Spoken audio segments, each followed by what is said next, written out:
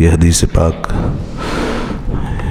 اس باب کے تحت آئی ہے۔ مسجد میں بیٹھنا، حلقہ بنا کر بیٹھنا، جیسے آپ اس وقت بیٹھے ہوئے ہیں اس طرح جمع ہو کے بیٹھنا، تو اس حوالے سے جو ہمیں ہدایت دی گئی اور جو مثالیں آپ صلی اللہ علیہ وسلم کی آئی ہیں وہ بیان کی جا رہی ہیں۔ اور یہ ایک واقعہ جب اللہ کے رسول صلی اللہ علیہ وسلم مسجد میں تشریف فرما تھے تو اس وقت 3 آدمی آئے۔ اب اس حدیث میں یہ تو ہو گیا باب کے مطابق کہ آپ تشریف فرما تھے اور مجلس لگی ہوئی تھی اور لوگ آپ کے ارد گرد بیٹھے ہوئے تھے، یہ تو اس باب کے تحت ہو گیا۔ پورا واقعہ کیا ہے تو واقعہ یہاں پہ بیان کرتے ہیں۔ ہوا یہ کہ اسی حلقے میں 3 آدمی جو ہے وہ آئے، تو ان میں سے 2 جو تھے وہ تو اس حلقے کی طرف بڑھے، فاقبلا اثنان الی رسول اللہ صلی اللہ علیہ وسلم، وہ رسول اللہ صلی اللہ علیہ وسلم کی طرف بڑھے، یعنی حلقے میں بیٹھے۔ اور تیسرا جو تھا وذهب واحد، وہ چلا گیا۔ 2 تو بیٹھ گئے، انہوں نے دیکھا مجلس لگی ہوئی ہے، علم کی مجلس ہے، علم کی محفل ہے، اور پھر رسول اللہ کی محفل ہے، تو 2 تو بیٹھ گئے اور ایک جو ہے وہ چلا گیا۔ تو فرمایا کہ فَأَمَّا أَحَدُهُمَا فَرَأَىٰ فُرْجَةً فِي الْحَلْقَةِ۔ اچھا 2 جو بیٹھے تو ان کی کیفیتیں ذرا الگ الگ تھیں۔ ایک تو اس طرح بیٹھا کہ اس نے دیکھا کہ کہاں جگہ ہے۔ اب ظاہر ہے وہ ہماری طرح تو نہیں تھا نا، آج کل تو بہت کم ہوتے ہیں لوگ، درمیان میں گیپ ہوتے ہیں، جگہ ہوتی ہے، ہر جگہ پر خالی پڑا رہتا ہے تو آدمی کہیں بھی بیٹھ جاتا ہے، لیکن اس وقت کیفیت یہ تھی کہ پوری مسجد بھری ہوئی، تو وہ جگہ دیکھنی پڑی۔ جیسے بھرے ہوئے مجمع میں جگہ کہیں کھلی ہوئی تھوڑی سی ہوتی ہے تو آدمی وہاں جا کے بیٹھ جاتا، تو تھوڑی سی جگہ انہوں نے دیکھی کھلی ہوئی فرجہ، تو اس میں جا کے بیٹھ گئے بیچ میں۔ فجلس، تو بیٹھ گئے جا کر۔ وَأَمَّا الْآخَرُ فَجَلَسَ خَلْفَهُ۔ اچھا دوسرے صاحب جو تھے انہوں نے یہ نہیں کیا کہ وہ آگے آنے کی کوشش کرتے، ان کو ذرا حیا آئی، وہ وہیں پیچھے بیٹھ گئے، وہ آگے نہیں بڑھے، پیچھے بیٹھ گئے۔ یہ تو دونوں ہو گئے جو مجلس میں بیٹھ گئے۔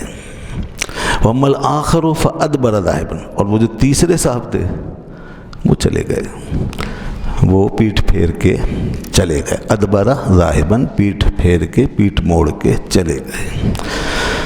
فلما فرغ رسول اللہ صلی اللہ علیہ وسلم، تو جب رسول اللہ صلی اللہ علیہ وسلم فارغ ہوئے، قال لا اخبرکم عن النفر الثلاثہ، تو ارشاد فرمایا کہ کیا میں تم کو ان 3 کے بارے میں نہ بتاؤں، ان تینوں کا کیا معاملہ ہوا ہے، کیونکہ آپ نوٹ فرما رہے تھے وہ تینوں کیا کر رہے ہیں، تو آپ نے فرمایا کیا میں تمہیں نہ بتا دوں، تو پھر آپ نے ارشاد فرمایا اما احدہم فآبا الی اللہ فآباہ اللہ، فرمایا ان میں جو ایک تھا جو آگے آ گیا، جگہ اس نے دیکھی، اس میں بیٹھ گیا، تو اس نے تو اللہ کی پناہ پکڑی، گویا اس نے اللہ کی پناہ پکڑی، تو اللہ نے اس کو اپنی پناہ میں لے لیا۔ سبحان اللہ، اللہ کی طرف سے فوراً جواب آتے ہیں نا، یہ پورا کانٹیکٹ ہو۔ جب آپ خدا کی طرف متوجہ ہیں، اس کے دین کی طرف، تو آپ یہ نہ سمجھیں کہ یہ معاملہ خالی جا رہا ہے، خالی نہیں جا رہا، جواب آ رہا ہے، اب وہ ہماری آنکھوں سے پوشیدہ ہے کیونکہ غیب کا معاملہ ہے، تو اللہ کے نبی دیکھ رہے ہیں، اس لیے وہ بتا رہے ہیں کہ جس نے اللہ کی پناہ پکڑی وہ پناہ میں آ گیا، اللہ نے اسے جیسے ماں آگوش پھیلا کے بچے کو لے لیتی ہے، نہیں، جب بچہ اس کی گود کی طرف لپکتا ہے تو ماں اسے آگوش کو کھولتی ہے اور اس کو اپنے سے لپٹا لیتی ہے، تو کوئی خدا کے قریب ہوتا ہے تو اللہ کی رحمت کی آگوش اسی طرح اسے اپنے باہوں میں لے لیتی ہے۔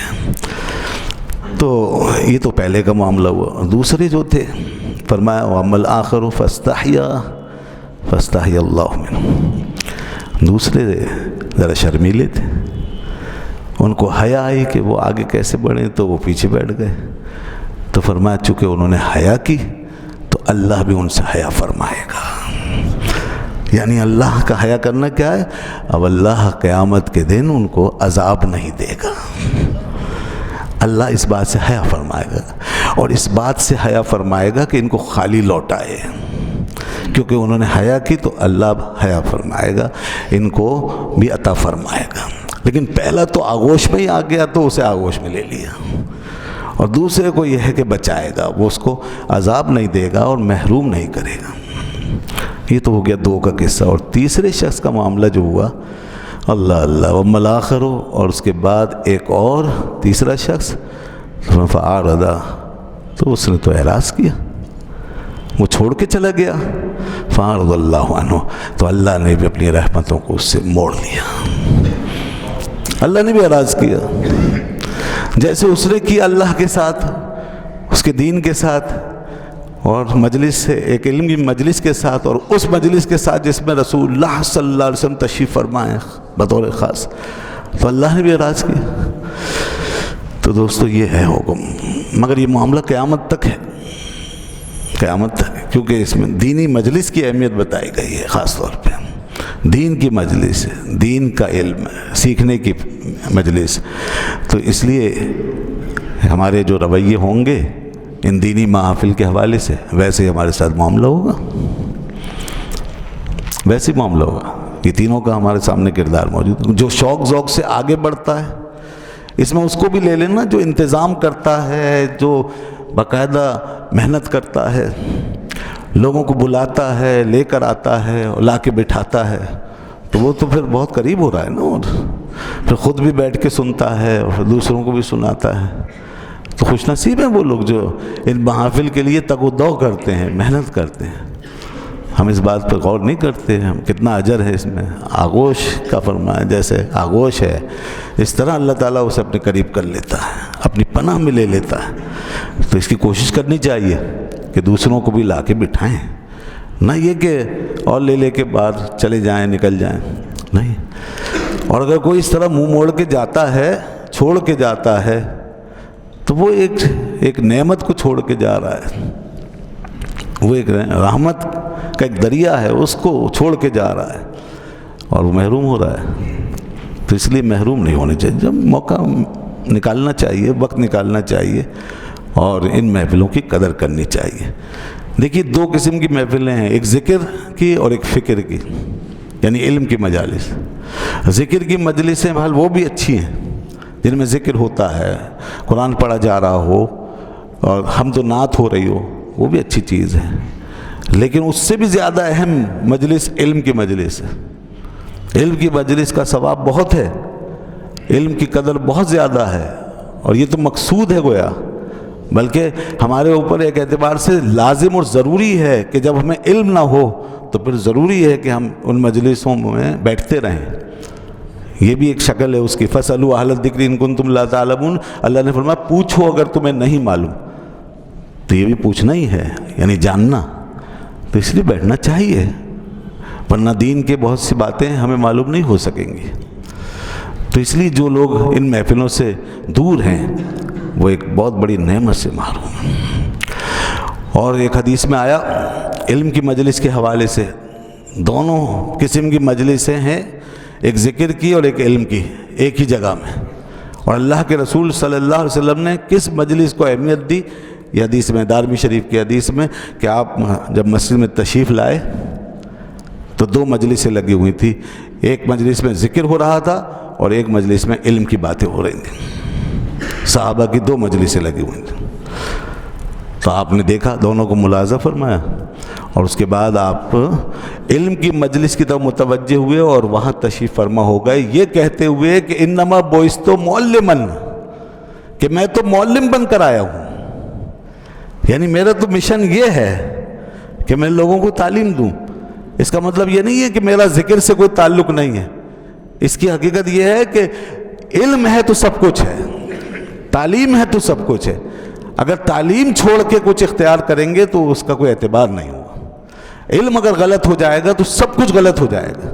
کیونکہ علم صحیح ہے تو عقیدہ نظریہ صحیح ہے، علم صحیح ہے تو نماز صحیح ہے، علم صحیح ہے تو دین کا شعور صحیح ہے، علم صحیح ہے تو فرائض و واجبات کی حقیقت صحیح ہے، اس کا ادراک صحیح ہو جائے گا، اس کی معلومات صحیح ہو جائے گی. اور اگر علم ہی صحیح نہیں ہے یا علم ہے ہی نہیں تو پھر تو سب کچھ غلط ہو سکتا ہے. اس لیے آپ نے فرمایا انما بعثت معلما، میں تو معلم بن کر آیا ہوں. تو اس لیے جہاں علم کی باتیں چھوڑ دی گئی ہیں تو وہ گویا کہ ایک بڑے خطرے سے گزر رہے ہیں. جہاں صرف اکتفا کر لیا ہے ذکر پر اور صرف زبانی کلام پاک پڑھنے پر اور صرف نعت اور حمد وغیرہ پڑھنے پر اور صرف انہی چیزوں کو سمجھ لیا ہے کہ یہ کافی ہے، اور علم کی اہمیت وہاں پر اگر نہیں سمجھی جا رہی ہے تو ایسے ماحول میں لوگ بڑے محروم رہیں گے اور وہ دین سے دور ہوتے چلے جائیں گے. اس لیے چاہیے کہ علم کی چیزیں ساتھ لیں، ذکر و فکر کے ساتھ علم کی باتیں بھی ہوں. خانقاہوں میں نے جیسا کہ پہلے بھی بتایا ہے، تذکرہ کیا کرتا رہتا ہوں، خانقاہوں میں پیری مریدی کے ماحول میں علم کی باتوں کو زندہ کرنا پڑے گا. آج بدقسمتی سے ایسی تمام جگہ علم سے خالی ہو رہی ہیں. وہاں پر یہ درس، یہ قرآن کا درس، حدیث کا درس وغیرہ وغیرہ، فقہ کا درس، اس کو رائج کرنا چاہیے تاکہ علم جو ہے وہ آ سکے.